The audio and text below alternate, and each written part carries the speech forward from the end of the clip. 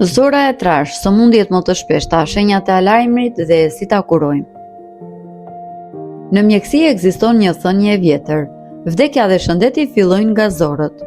Zora e trash nuk është thjesht një kanal për nxjerrjen e mbetjeve të ushqimit, ajo është shtëpia e miliarda baktereve të mira, rregullon imunizimin tonë dhe prodhon hormone të lumturisë si serotonin. Por për shkak të jetës moderne, ky organ po vuan më shumë se kur. Fryrje, kapsllëk, diare apo dhimbje, shumë njerëz i injorojnë këto shenja nga turpi. Në këtë video do të flasim pa tabu, cilat janë sëmundjet më të shpeshta që prekin zorën e trash, nga se shkaktojnë dhe më e rëndësishmja, kur duhet të shqetësohemi vërtet dhe si t'i trajtojmë ato. Qëndroni me mua. Sëmundjet më të shpeshta të zorës së trash. Le të ndalemi te problemet dhe sëmundjet më të shpeshta që mjekët gastroenterolog ndeshin çdo ditë. Koliti ose sindroma e zorës së irrituar, IBS. Ky është një çrregullim funksional. Zora nuk ka një dëmtim fizik, por nuk punon siç duhet. Shkakton dhimbje barku, fryrje ekstreme dhe ndryshime të shpeshta nga kapsllëku në diare. Divertikuliti. Janë disa qese të vogla si xhepa që krijohen në muret e zorës së trash, zakonisht nga presioni i jashtëqitjes së fortë. Nëse këto xhepa infektohen, shkaktojnë dhimbje të forta në anën e majtë poshtë barkut. Sëmundjet inflamatore e kronike, sëmundja Crohn dhe koliti ulqeroz. Këto janë probleme më serioze, autoimune. Sistemi imunitar sulmon zorën duke shkaktuar plag, ulqera, gjakderdhje dhe diare kronike. Polipet dhe hemoroidet. Hemoroidet janë vena të fryra në fund të zorës që shkaktojnë dhimbje dhe gjak të kuq të ndezur, ndërsa polipet janë mishi huaj që rritet brenda zorës dhe që duhen hequr që të mos kthehen në kancer. Nga se shkaktohen këto probleme? Pse sëmuret zora e trash? Shkaqet kryesore lidhen pothuajse të gjitha me mënyrën se si jetojmë sot. Mungesa e fibrave.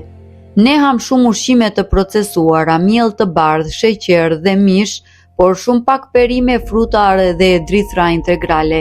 Pa fibra, zora e trash nuk ka karburant për të lëvizur. Stresi dhe ankthi. Zora dhe truri juaj janë të lidhur direkt përmes një kanali që quhet boshti zoro-trur. Kur jeni në stres, zora juaj ose bllokohet plotësisht ose fillon të lëvizë tepër shpejt. Abuzimi me antibiotikët. Përdorimi i tyre pa kritere vret të mikrobiomën, bakteret e mira që mbrojnë zorën. Kur duhet të shqetësohemi vërtet? Nëse keni thjesht pak fryrje pas një vakti të rënd, nuk ka vend për panik, por ka disa shenja që mjekësia i quan alarm dhe nëse i keni duhet të lini menjëherë një vizitë mjeku. Gjak në jashtëqitje. Pavarësisht nëse është gjak i errët apo i çelur, duhet kontrolluar gjithmonë. Rënje e pashpjegueshme në peshë. Nëse po humbni peshë pa mbajtur dietë. Ndryshimi i papritur i ritmit të zorës. Nëse keni qenë gjithë jetën në rregullat dhe papritur për më shumë se 3-4 javë, keni kapsllëk të rënd ose diare pa arsye, sidomos nëse jeni mbi moshën 45 vjeç. Anemi kronike, mungesë hekuri, që tregon se mund të ketë një gjakderdhje të fshehtë diku në zor. Dhimbje barku që ju zgjon natën nga gjumi. Si trajtohen dhe si ta mbajmë zorën të shëndetshme? Lajmi i mirë është se shumica dërmuese e problemeve të zorës së trash përmirësohen ose kurohen plotësisht me ndryshime të thjeshta. Rritni sasinë e fibrave gradualisht, hani më shumë tërshër, thjerza, fasule, mollë dhe perime jeshile. Fibrat funksionojnë si një fshes që pastron zorën e trash. Hidratimi i shkyç. Pini të paktën 2 litra ujë në ditë.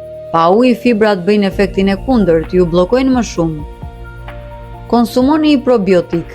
Kosi, karkalecat e thurur, lëngu i lakrës, turshi apo suplementet e probiotikëve ndihmojnë në ritaksimin e bakterieve të mira. Aktivizoni trupin. Ecja për 30 minuta në ditë stimulon mekanikisht lëvizjen natyrale të zorëve. Mos e shtyni momentin. Kur trupi ju jep sinjalin për të shkuar në tualet, shkoni. Shtyrja e këtij momenti e bën jashtëqitjen më të fortë dhe dëmton zorrën.